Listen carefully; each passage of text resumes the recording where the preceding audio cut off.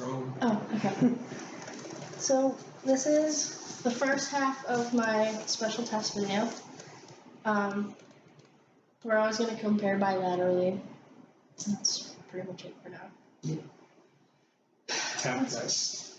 So tap test, it's going to be a fracture test.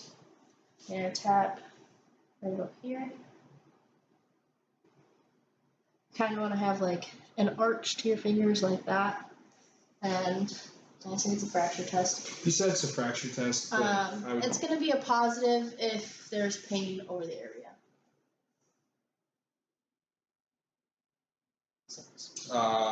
Distraction test.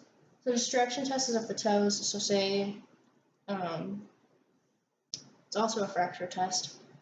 And so say it's in the fourth, so you just pull straight out, or pull his toe straight out. If I were to pull out and twist, it would become a ligamentous test. Compression of the forefoot. Compression of the forefoot is literally right here at the heads of the metatarsals, and pretty much just compressing them together. That one's also a fracture test, but it's of the head and the neck and the metatarsals. What else can you find with compression of the forefoot? Morton's neuroma because of the nerve bundle. Mm-hmm. Compression of the base of the fifth. So that's pretty much the same thing, except for instead of here, you're going to do it back a little farther at the base of the fifth right here. So you're going to squeeze it together. It's, again, a fracture test, but that one's going to be the base and the shaft of the metatarsals. Neutral position of the talus for weight bearing. So for weight bearing, I would have him stand. This one and the non-weight bearing is pretty much just to find the neutral position of his talus, so there's really no positive. So with him having weight on both of his feet, I would just find the talar head and the talar dome, as I about here, and then shift all your weight over to me. And okay, so here's his talus is about here. My bad. Oh, are you falling? Hold my hand up. Oh. That's not all the test though. What do I have to do? Oh, this one you're also gonna rotate as a.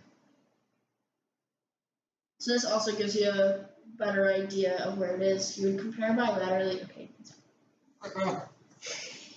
You compare bilaterally, but you're pretty much looking for one of the sides. You're checking to make sure one of the sides doesn't have a bigger bulge than the other. That's the next. So next is non-weight bearing. Yes. Huh? That's not like it's itchy today. So non-weight bearing is, you're also trying to find the position of the talus. You can have a long sit or being supine. Really, there's no difference. I'm trying to think. So it's kind of. So it's kind of the same thing where I have right here. Yeah. You're kind of doing the same thing. And then. Control.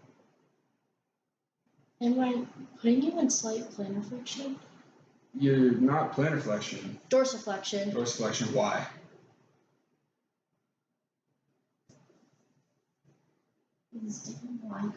Why? So if you're putting me in you're only putting me in dorsiflexion until you meet some resistance. Right. Now, where are you going to meet some resistance? My foot's at a right angle right now. Yes. Where else is my foot at a right angle? Only when I'm standing up. Yeah. So you're just putting me in a neutral position. Oh, yeah. Yeah. Why'd you make it so complicated? Okay. Because you didn't say I'm putting you in a neutral position. Okay. Well, it's It's not. You didn't do the test. It literally. Okay, so you gotta relax. You're a very tense patient, and I don't like that. Okay. So put my fingers on the toes. Slightly dorsiflex until I get resistance. You're in a neutral position. And then, so I want to just supinate and pronate. Which the supination and the pronation gives you a little bit more of a feeling to where it is because you have control over it. Miyagi proud.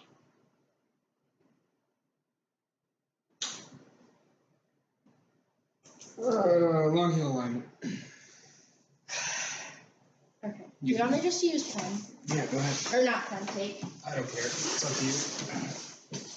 So this one. I wore shorts today. Oh. Yeah.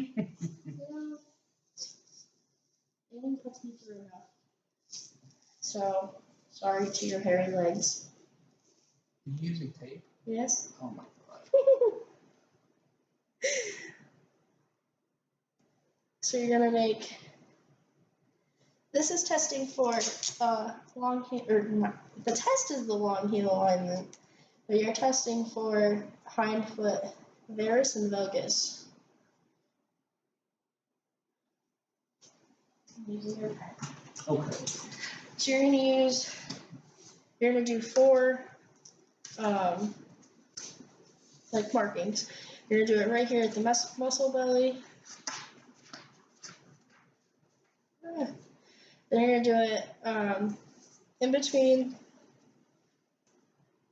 the malleoli at the calcaneal tuberosity, and then you're gonna do it about halfway between your muscle belly and between your medial malleolus. Or not your medial malleolus. Half between your 2 malleoli. And then How many dots do you have? 4. And then you're going to use your goniometer to determine the angle. But first I'm going to just draw a line to make it a little bit easier.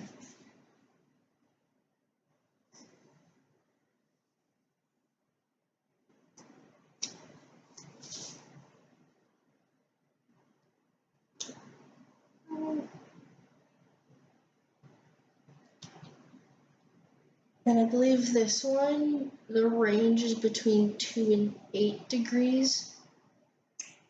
If it's greater than the range of 2 to 8, then it's varus, I believe. Yeah. That's right. And he's at about, if I'm doing this right, he's at about 5 degrees, so he's within the normal range. Nice. This is gonna hurt. Do it. Sorry. Next we have. Here's. It's a very rough sketch right now. But this is where the calcaneal tuberosity was, between both of the malleoli. The midpoint, kind of, and then this would be at the muscle belly, and then you just draw a line and measure with the goniometer. Okay. Next we have tibial torsion. So can I have you short sit? Yeah.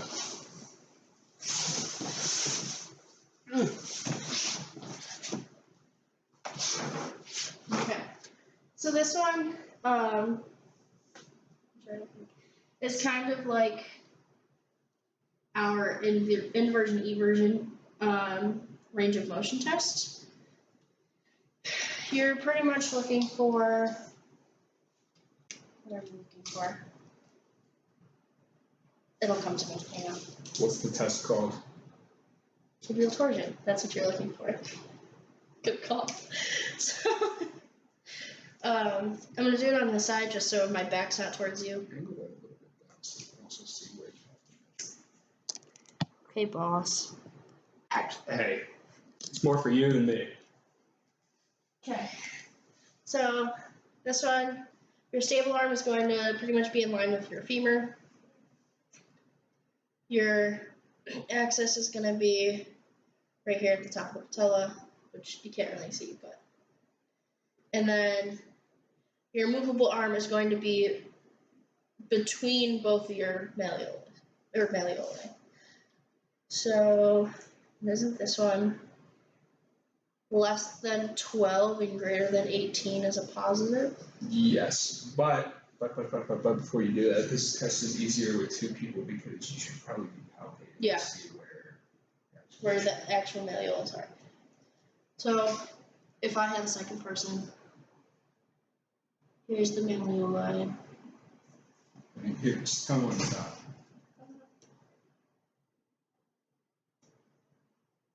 Say when?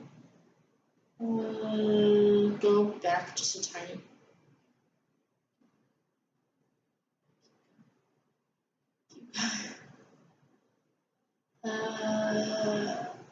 Just a little bit more. Okay.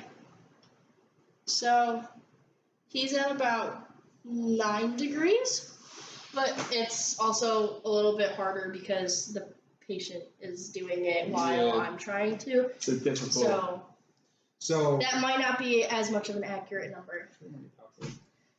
Palpate right here, and then here. So at the medial lateral malleolus. All right. Next, we have too many toes. It's too many toes. I'm just gonna have him stand. Go over there so I don't have to move your computer 20 times. And turn around. So this one, I would stand behind the patient, have him march in place for a little bit, just so that he can be in a neutral position and stop. And so this one, you're looking to see if you see more than 2.5 toes, which is a positive test. And on his right, I actually see 4 and a little bit of his first. Jesus, really? Yes. Oh. And on his left, I see 3 and a little bit of his 4th. So he would have a positive test on both sides.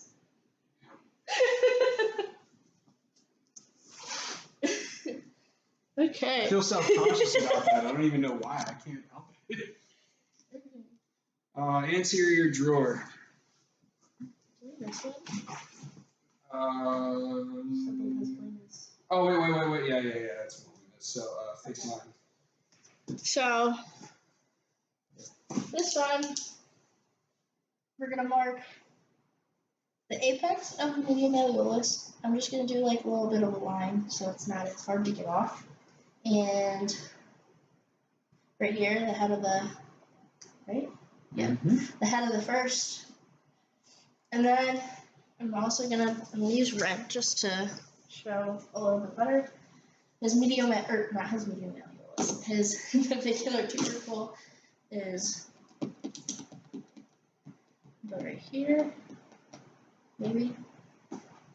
That's tickle.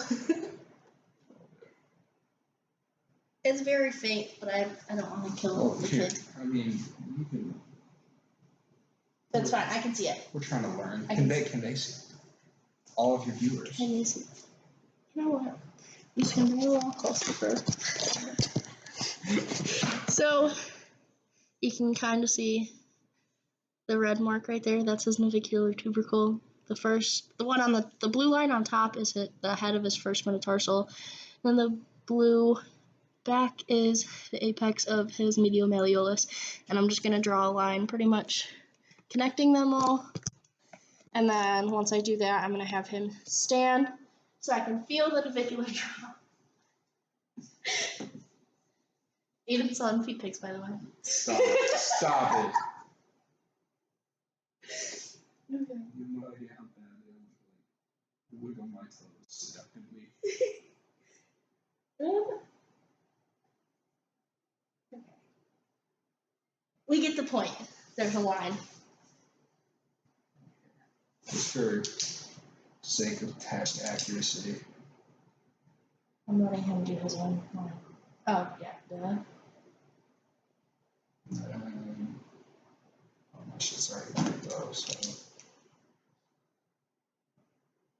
He already has a naturally low navicular tubercle. So. Yeah, that's not bad. This one's dead and dying. Try using purple. Ah, that's better. Okay. I'm loving this. So yeah. Okay.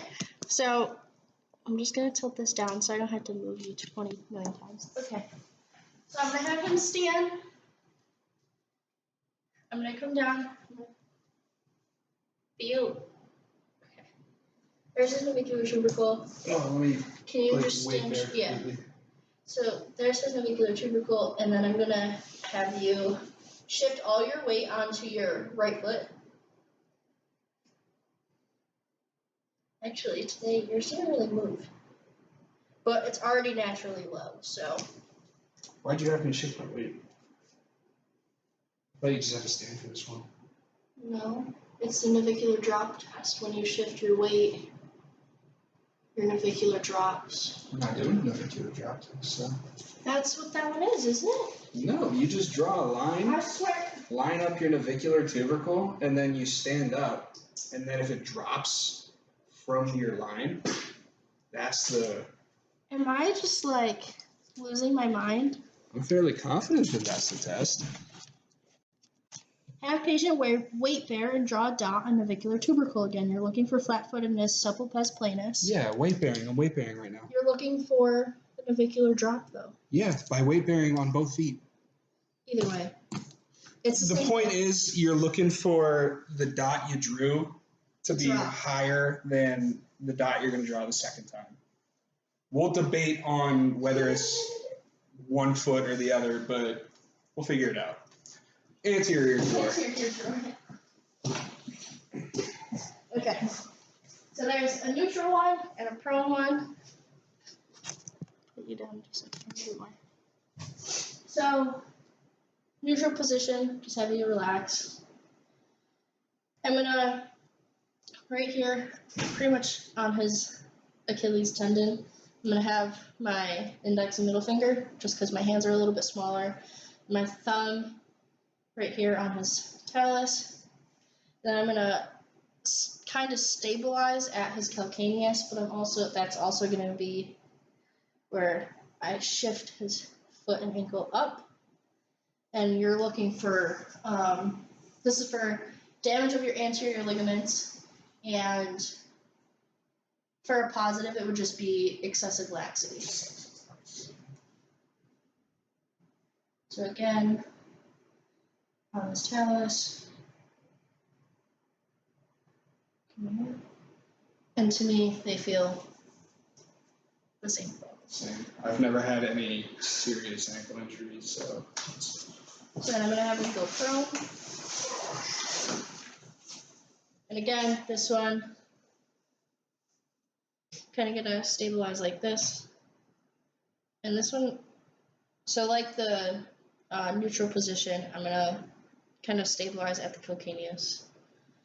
And just kind of push down, see if there's any excessive laxity in this too. That's it. Did I do bump test already? Yeah, you did bump test with the other fracture tests, so. So I'm good? Yeah. Okay, see you in part 2.